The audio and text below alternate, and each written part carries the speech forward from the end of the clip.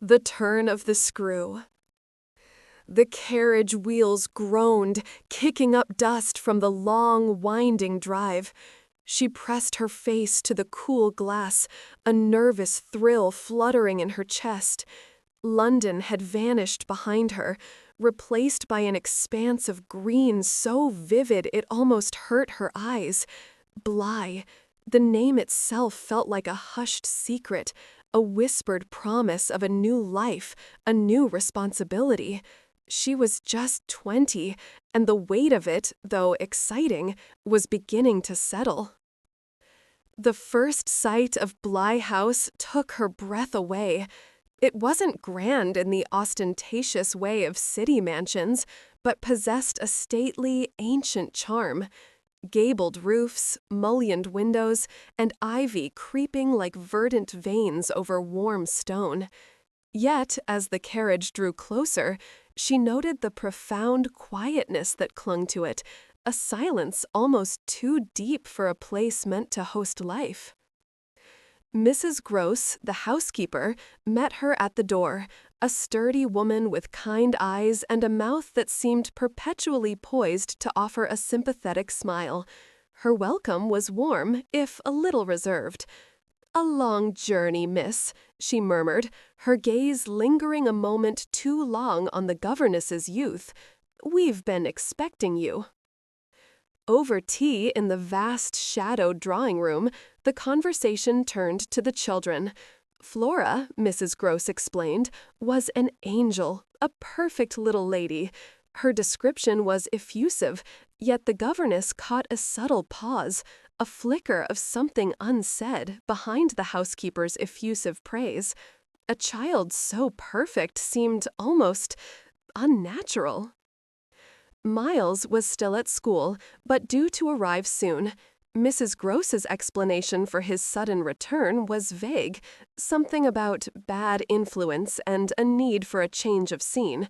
The governess felt a pang of protectiveness for the unseen boy, imagining him unfairly cast out.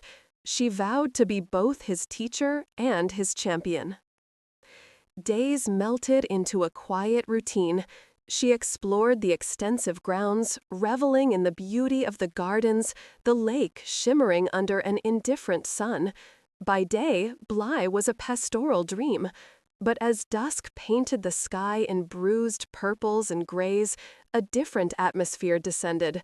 The old house seemed to exhale, and the silence deepened, becoming a presence rather than an absence of sound. It was one evening, as she sat reading in the nursery, that the first tremor of unease struck. A faint, almost imperceptible scratching sound, not from a mouse, but something more deliberate, seemed to emanate from the wall beside her.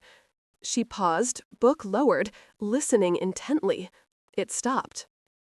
She told herself it was the settling of the old house, her own overactive imagination, perhaps the wind. But the sensation of being observed, a prickling on the back of her neck, persisted for the remainder of the evening. She found herself glancing over her shoulder more frequently than usual. Then came the second incident. She was walking in the garden, enjoying the late afternoon sun, when her gaze was drawn upwards to one of the tall, unused towers of the house. There, silhouetted against the fading sky, was a figure. A man, standing utterly still, staring directly down at her. His features were indistinct at that distance, but his posture was unnervingly fixed. Her heart hammered. She stood frozen, unable to look away. When she finally dared to blink, he was gone. Later, she sought out Mrs. Gross, her voice carefully casual. "Does anyone ever go up into the old tower? I thought I saw someone there earlier." Mrs. Gross, who had been darning stockings by the fire, dropped her needle. Her face paled and she averted her eyes. "The tower, miss? No one, not for years. It's locked, and boarded for that matter." Her denial was too vehement, too quick. It only deepened the governess's suspicion. The governess spent the next few days in the library, ostensibly to familiarize herself with the children's books, but in truth she scoured old ledgers and forgotten journals. She found nothing explicit, only tantalizing glimpses of the house's past, hints of former residents, and an occasional vague mention of unfortunate events. The following Sunday, as she returned from church, a figure stood by the lake. This time he was much closer, clear in the afternoon light. Tall, with startling red hair and a peculiar, insolent elegance. He turned his head slowly, and their eyes met across the yard. His gaze was possessive, almost challenging. She knew, with a chill that went straight to her bones, that this was the man from the tower. Back at the house, she found Mrs. Gross preparing a tray of sweets for Flora. "Mrs. Gross," she began, her voice strained, "if you were to describe a man, a gentleman perhaps, but with a rather common air about him, and bright red hair, what would you say?" She watched the housekeeper's face intently. The color drained from her cheeks. Her hands began to tremble, nearly dropping the silver tray.